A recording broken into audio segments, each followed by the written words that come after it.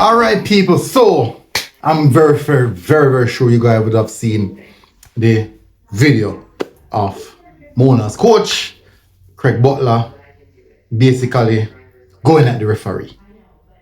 The real question is what actually happened and what led to that particular situation. That is where the question is at.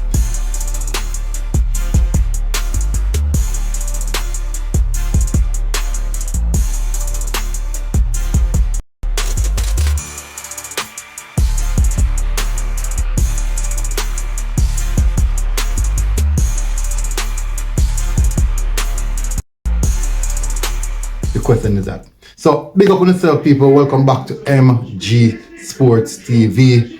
I'm just gonna go down into this video, speak about the situation, what happened, and about his reaction and what might come of it. So anyways, hit the like button, hit the subscribe button. Thank you very much again for tuning in. I was there for some reason. I was fortunate enough to have video, because normally when I cover a game, I like to catch when the referee blow the whistle just before the game finish. So I kind of watch the time. I start record. So what me do, end up kind of cut the video, cut the final whistle so I can post that. And also in the middle of it, whilst me I record that situation, the final whistle. Referee blow whistle and I record the reaction of the crowd. Even if you look at the video, you can see me I move away from the crowd, leading to the entirety of the situation. Because when the referee blow the whistle, catch the players' reaction, and then now me move to the crowd to catch a crowd reaction, and then now me go back on the pitch now for zooming on some of the players them where look distraught, or the players them want to celebrate. Yeah, and then the moment happened when me capture it. Yeah man, we not done it man, so we so short up.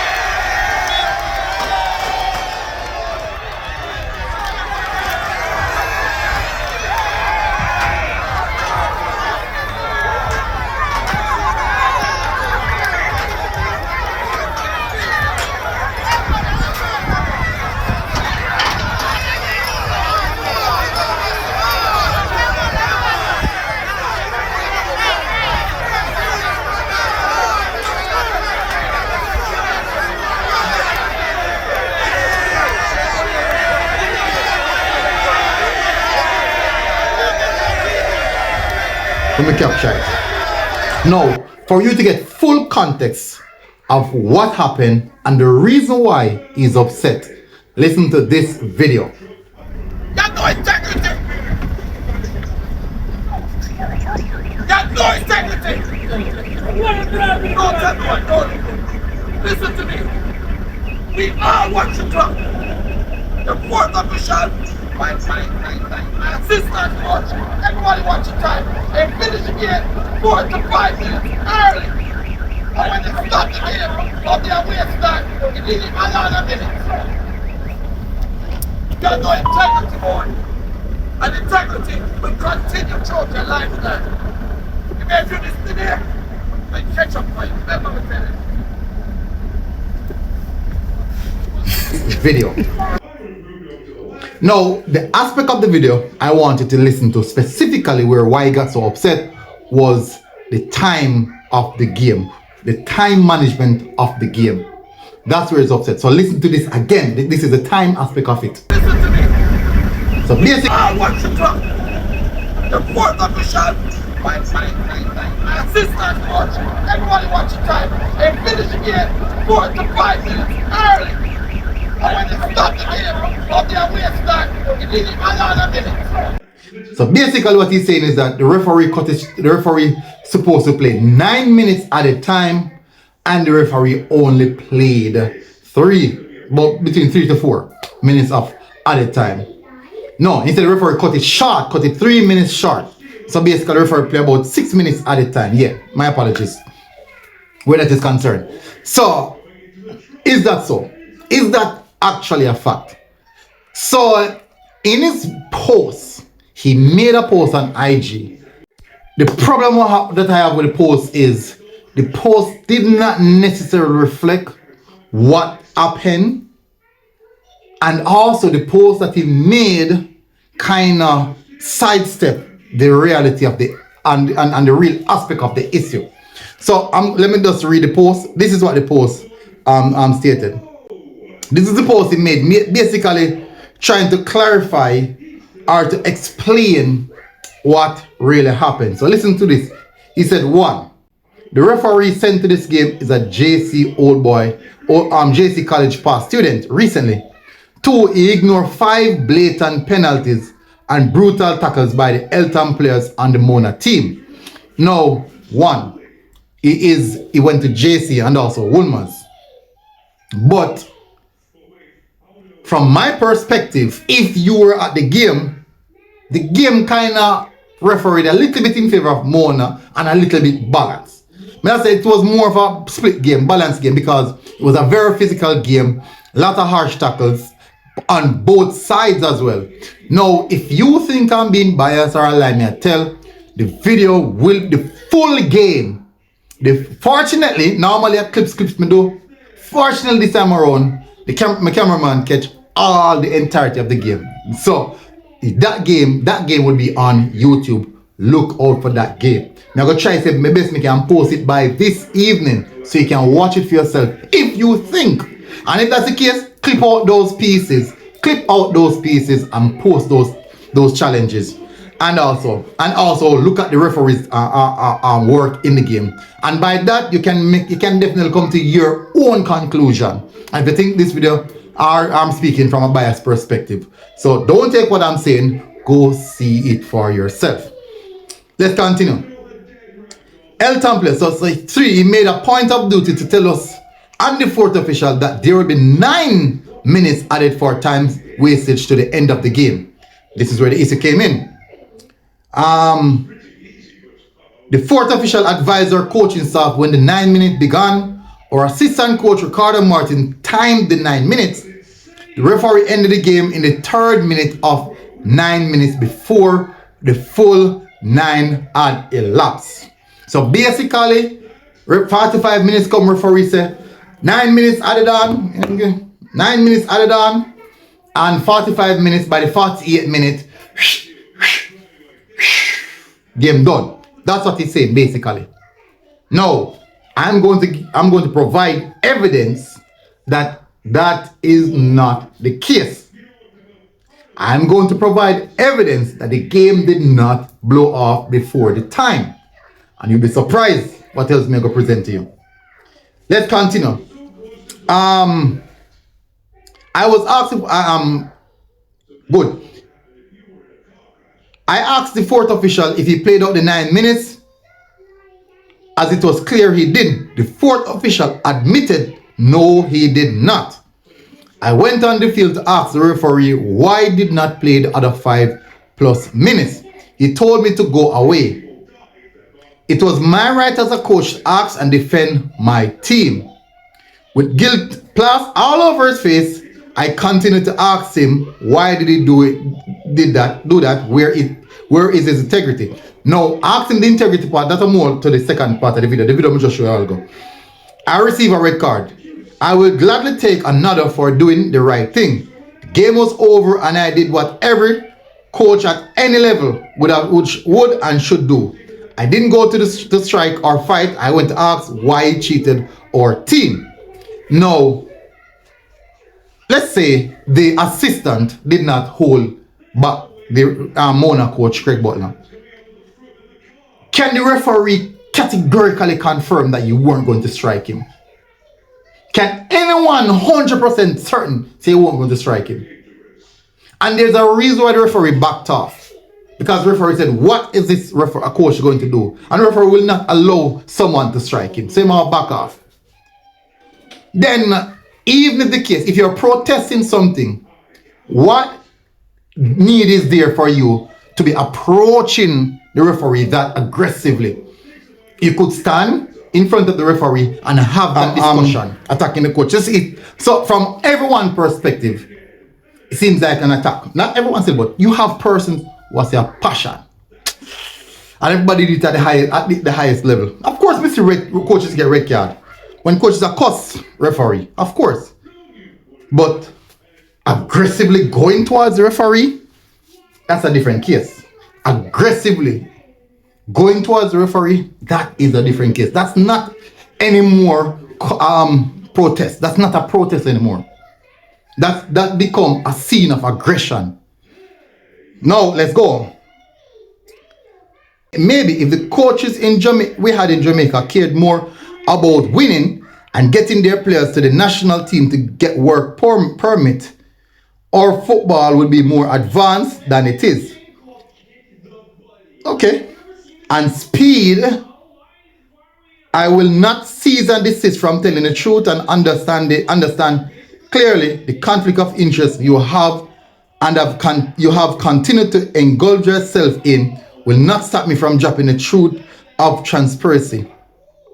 How rude are we getting at that? The man play schoolboy football. Anyways, all right.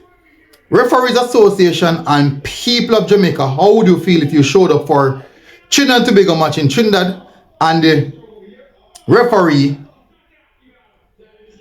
Trinidad and Tobago in Trinidad and the referee sent to ref the game was from Curacao? This is blatant wrong, but guess what? Mona and Phoenix have always risen above people, above unfair people. So you see, there's so much issues there. There's so much issues. So that's definitely the last part is a deflection tactics. And he has said some stuff. Coaches at the highest level do that. Is that so? How much on record do you see coach attack physically going at a referee where people have to be pulling them from referee? How often you see that? And if so, what happened with those coaches? So is that a case of passion, as what I hear a lot of people are saying? There's a difference between passion and aggression. I think a lot of people don't know that. There's a difference between passion and aggression. Now, if you clearly look into the video, you can clearly see that he was going at the referee. If you want to call that passion, fine. Now, at the end of the game, when the referees are going to change off, fortunately again, me and my vehicle, and as you can see here, this is what he said. Got no integrity. Got no integrity. Don't tell me what don't. Listen to me. We all watch the clock. The fourth official, my assistant coach, everybody watch the time. They finish the game 4 to 5 minutes early. And when they start the game, out there waste time, it didn't even allow a minute. Got no integrity, boy. And integrity will continue throughout your lifetime. You may do this today, and catch up for you. Remember me telling you. Good. So you hear that. That is when he had the situation when he said, go watch your and that's also blatant disrespect from a coach. What will the organization do in regards to ISA? I don't know as yet. Sanctions, fines, ban. That's possibly the case. But let's see how that one materialized. For me, he was totally wrong. Totally wrong. Out of everything, you guys can decide if you think he was wrong or you think he was right for doing what he did. And if you get all of the evidence to present itself. Now, let's get to, did the referee actually cheated Craig Butler and Mona in regards to the time management? Let's make this clear now. Saudi Crest TV was at the game. He was the one who was streaming the game. Okay, no. So for the best reference on Saudi Crest TV, you can go and check it out yourself. You can just look at the screen.